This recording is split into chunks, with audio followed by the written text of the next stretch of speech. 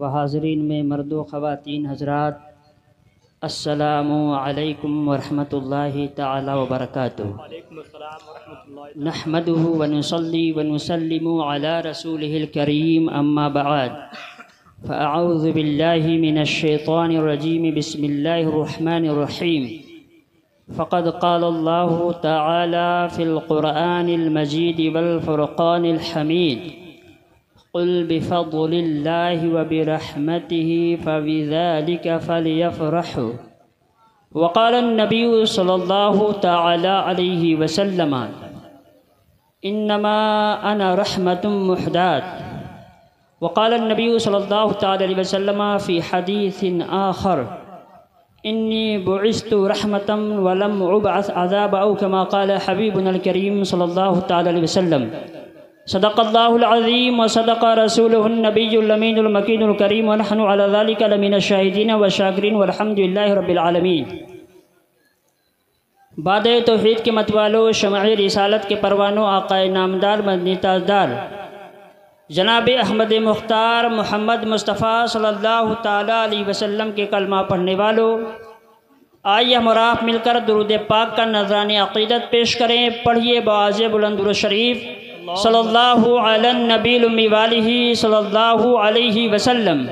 صلاۃ و سلاما علیک یا رسول اللہ صلی اللہ تعالی علیہ وسلم۔ برادران ملت اسلامیہ، مجھ سے پیشتر آپ تمامی حضرات نے چند لوگوں سے نعت و منقبت سماعت کی، اور ایک بہترین خطاب جو کہ میری موجودگی میں ہوئی، جو بذریعے خطیب و امام جامع مسجد لوناوا درگاہ قاری فضل الرحمن تھے سے، اور بعدہ قاری اجمیر تشریف لائے، اور انشاءاللہ عنقریب اپنے علاقے کے مشہور شاعر اسلام قاری تنویر رضا بھی آپ کے سامنے اپنی خوش الحان آواز سے آپ کو محظوظ کرتے ہوئے نظر آئیں گے۔ برادران ملت اسلامیہ، یہ جو جلسے سجائے جاتے ہیں، محافل کا انعقاد کیا جاتا ہے، ان میں عموماً ایسا ہوتا ہے کہ ہم اور آپ کی حاضری یا تو صرف اور صرف گانے کے لہجے پر پڑھے جانے والے کچھ اشعار کی طرف ذہن کو مبذول کرنا، یا یوں کہ قوالی کی طرح کچھ تقاریر کا سماعت کرنا۔ حضرات، آپ کو یہ ذہن اپنا بدلنا ہوگا، اور اگر آپ کے سامنے علماء کوئی بات کریں تو اس کو بغور سماعت کریے اور عمل کرنے کی کوشش کریں۔ بے شک کمیٹی کا ممبران میں سے ہونا، کمیٹی کے ممبران میں سے ہونا، یا صدر آف کمیٹی ہونا، یہ انسانیت کے مقبول ہونے کی دلیل نہیں ہے۔ انسانیت کے مقبول ہونے کی دلیل یہ ہے کہ جب اس بات پر عمل کیا جائے جس بات کا درس آقا دو عالم صلی اللہ تعالی علیہ وسلم نے دیا، اور اس پر عمل اسی وقت ہوگا جب ہم اور آپ بغور سماعت کریں گے کہ ایک خطیب یا ایک عالم جو آپ کے سامنے اپنی بات رکھ رہا ہے، وہ بات کون سی ہے اور کس طرح کی ہے۔ حضرات، درود پاک پڑھیں، صلی اللہ علی النبی الامی والہ صلی اللہ علیہ وسلم، صلاۃ و سلاما علیک یا رسول اللہ صلی اللہ تعالی علیہ وسلم۔ حضرات، میں نے خطبہ مسنونہ کے بعد جس آیت مقدسہ کی تلاوت کرنے کا شرف حاصل کیا، اللہ تبارک و تعالی اپنے پیارے قرآن میں ارشاد فرماتا ہے، قل بفضل اللہ وبرحمتہ فبذلک فلیفرحوا۔ اللہ فرماتا ہے، اے محبوب پاک، آپ فرما دیجئے۔ کن سے؟ لوگوں سے، مومنین سے فرما دیجئے۔ کیا فرما دیجئے؟ کہ اللہ کے فضل، اس کی رحمت سے، اور اسی پہ چاہیے کہ خوشی کریں۔ حضرات، رب قرآن میں فرماتا ہے کہ اے لوگوں، آپ کو اگر خوشی و مسرت کرنی ہے، شادمانی کی لہروں کو اپنے چہرے پہ دوڑانا ہے، تو اللہ تبارک و تعالیٰ کی فضل اور اس کی رحمت کی وجہ سے کرنا ہے۔ یعنی ریزن آف ہیپینس یہ ہونا چاہیے کہ آپ جو ہیپی ہوں، آپ خوش ہوں، تو آپ کا خوش ہونا اس وجہ سے ہو، اس کارن سے ہو کہ اللہ تبارک و تعالیٰ نے تم پر احسان اور فضل فرمایا ہے۔ اب اگر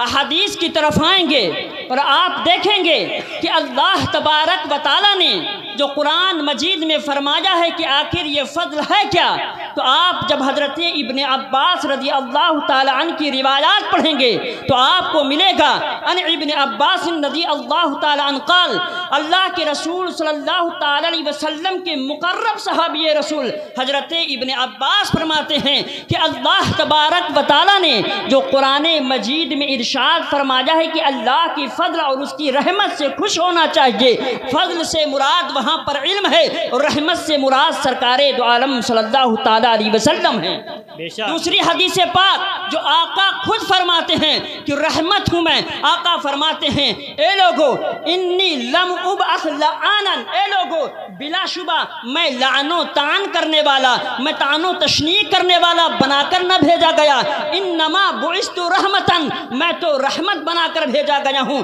दूसरी हदीस पाक में है आका फरमाते हैं इन्नी रहमतुम मुहदाद, कि ए लोगों मैं ऐसी रहमत हूँ जिसके जरिए से लोगों को वाकई हिदायत अल्लाह देगा, और मैं रहमत ऐसा बनकर आया हूँ जिस तरह कोई रहमत बनाकर न भेजा गया है। ए मुसलमानों अब गौर करो, एक आयत मुबारका है, रब फरमाता है कि मुसलमानों को चाहिए, मोमिनीन को चाहिए, लोगों को चाहिए कि अल्लाह के फضل और उसकी रहमत से खुशियाँ करे। और रहमत अल्लाह के कौन है? रसूल दो आलम सल्लल्लाहु ताला अलैहि वसल्लम है। आयत से भी साबित है, रब फरमाता है वमा अरसलनाका इल्ला रहमतल लिल आलमीन, ए महबूबे पाक हमने सिर्फ आपको रहमत ही बनाकर भेजा है। तो ए लोगों रब एक तरफ फरमाता है कि रहमत से खुशी करनी है, दूसरी तरफ फरमाता है रहमत रसूल आजम है। तो पता ये चला कि अगर हम खुशी कर रहे हैं, हम ईद मिलाद पर झंडे लहरा रहे हैं, तो ये बिदअत ऐसी नहीं है जिसका इनकार किया जाए,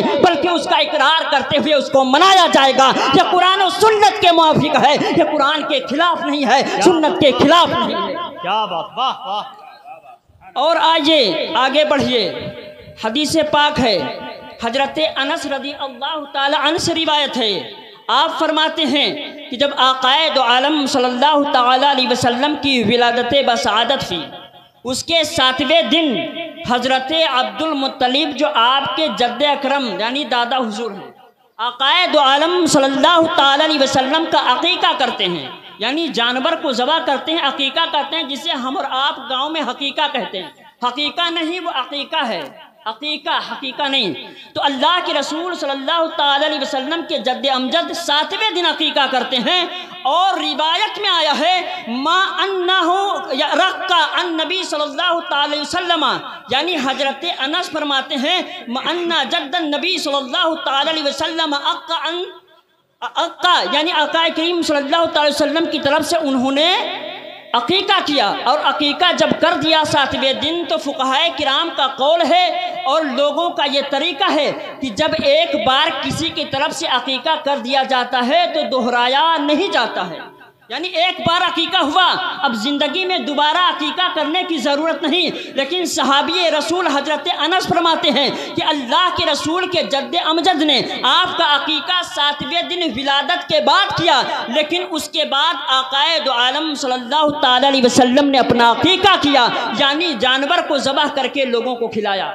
जानवर को ज़बह किया, लोगों को खिलाया। हजरत अल्लामा जलालुद्दीन स्यूती तकरीबन या अल्लामा इब्न हजर अल अस्क़लानी हैं, आप फरमाते हैं कि अल्लाह के रसूल सल्लल्लाहु ताला अलैहि वसल्लम के जद्दे अमजद ने जब आपकी तरफ से अकीका कर दिया था, और ये शरीयत में है, ये फुक़हाए किराम का कौल है कि अकीका दोहराया नहीं जाता है, ला युकर्रर, उसकी तकरार नहीं की जाती है। और नबी जब दोबारा अकीका अपनी तरफ से करते हैं, पता ये चला कि ए मुसलमानों नबी अपने आने की खुशी में उस अकीके को करते हैं और मुसलमानों को ये दर्श देते हैं, ए मुसलमानों याद रखना जब जब मेरे तारीख़ विलादत आए तब तब खुशी करना, मेरे नाम से लंगर लुटाना, मेरे नाम से गरीबों को खिलाना, मेरे नाम का कलमा जो पढ़ेगा उससे सब मुसर्रत और शादमानी की लहरें उसके चेहरे पे दौड़ाना। ए मुसलमानों हमें यही पता चलता है हदीस रसूल से, तरीक़े रसूल से, कि जिस दिन आकाए दो आलम सल्लल्लाहु ताला अलैहि वसल्लम की विलादत बसादत भी है, उस दिन हम खुशी करेंगे।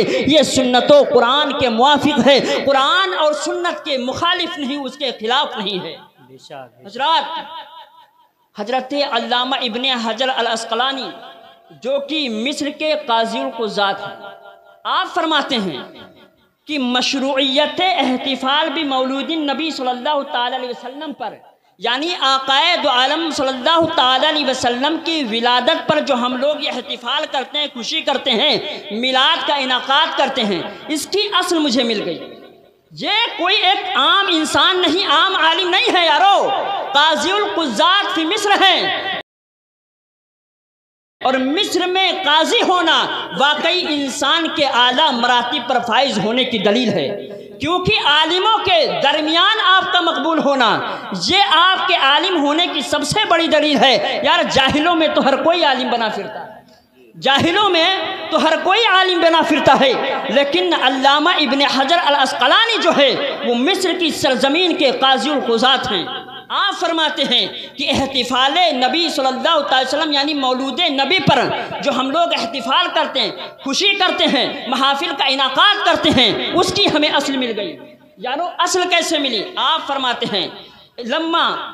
اتى النبی صلی اللہ تعالی علیہ وسلم المدینہ او لما قدم النبی صلی اللہ تعالی علیہ وسلم مدینہ، آپ فرماتے ہیں کہ جب آقائے دو عالم صلی اللہ تعالی وسلم مدینہ تشریف لائے، کہاں سے؟ مکہ سے مائیگریشن کرتے ہیں، کہاں سے؟ مکہ سے ہجرت کر کے آپ مدینہ آتے ہیں۔ جب مدینہ آتے ہیں کچھ ایام گزرے تھے، آقائے دو عالم صلی اللہ تعالی وسلم کے بارے میں ہے فوجد الیہود کانوا یصومون، تو آقائے کریم صلی اللہ تعالی علیہ وسلم نے دیکھا کہ جو یہود ہیں وہ روزہ رکھ رہے ہیں عاشورہ کے دن، عاشورہ کے دن کا روزہ رکھ رہے ہیں۔ یعنی لما قدم النبی صلی اللہ تعالی وسلم مدینہ وجد الیہود کانوا یصومون بعاشورہ فسئلوا عن ذلک، آقائے کریم صلی اللہ تعالی وسلم جب مدینہ آئے تو کیا دیکھا کہ یہود عاشورہ کے دن، عاشورہ یعنی 10ویں محرم کے دن روزہ رکھ رہے ہیں۔ عقائد عالم صلی اللہ علیہ وسلم کی طرف سے پوچھا گیا، اے یہود آخر اس میں آپ لوگ روزہ کیوں رکھتے ہو؟ روزہ رکھنے کی فاسٹنگ کا ریزن کیا ہے؟ تو یہود نے کہا تھا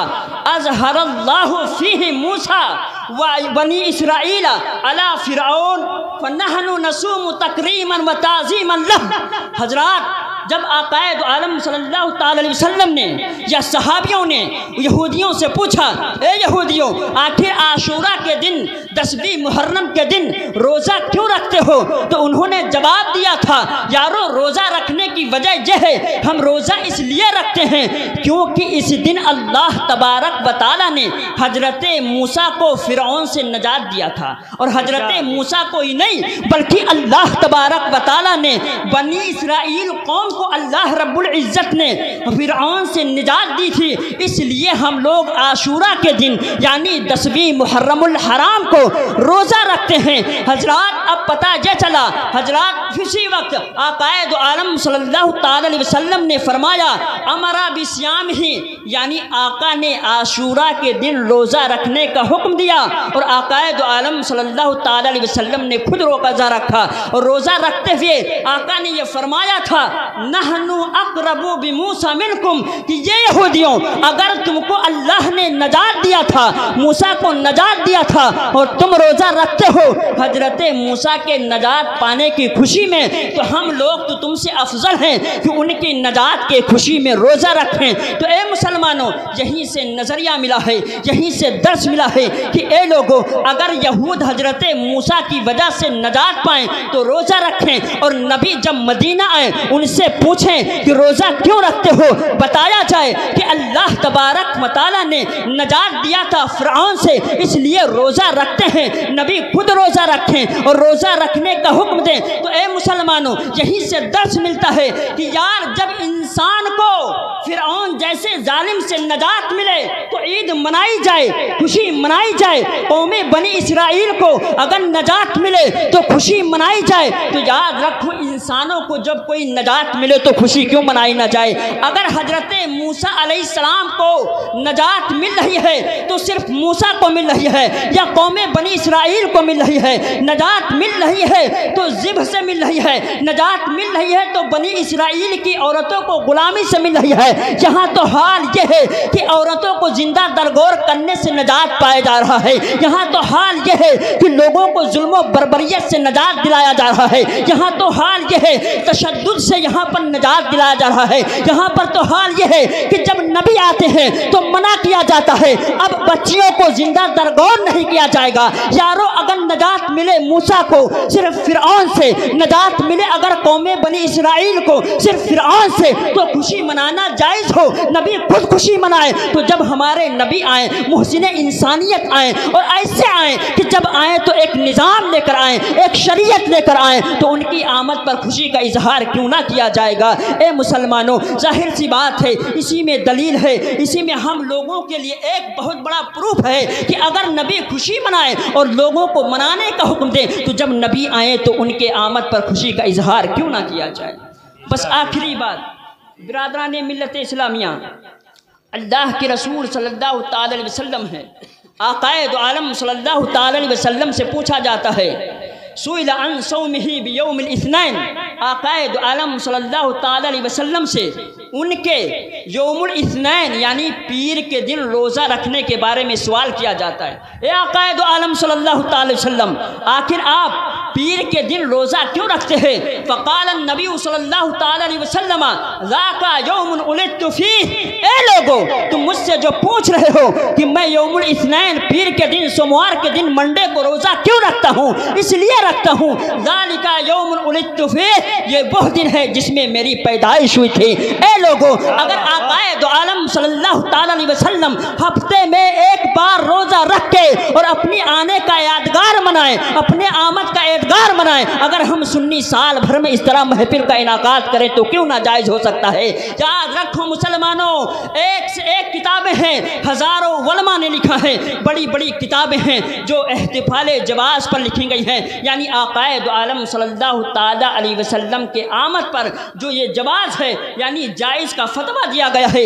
اس پہ بہت ساری کتابیں لکھی گئی ہیں۔ ایک کتاب ہے جس کتاب کا نام ہے المورد الہنی بمولد السنی، اس کتاب کو جب آپ پڑھیں گے اس میں آپ سینکڑوں کتابیں پائیں گے جو اس بات پر لکھی گئی ہیں کہ آقائے دو عالم صلی اللہ تعالی علیہ وسلم کی ولادت کے دن خوشی کرنا، لوگوں میں طعام تقسیم کرنا، کھانا دینا، پیسہ دینا، خوشی و مسرت کی شادمانی لوگوں کے چہرے پہ دکھانا، یہ بہت بڑی نعمت کے حاصل کرنے کا ذریعہ ہے۔ رب کریم کی بارگاہ میں مولا تبارک و تعالی اگر پڑھنے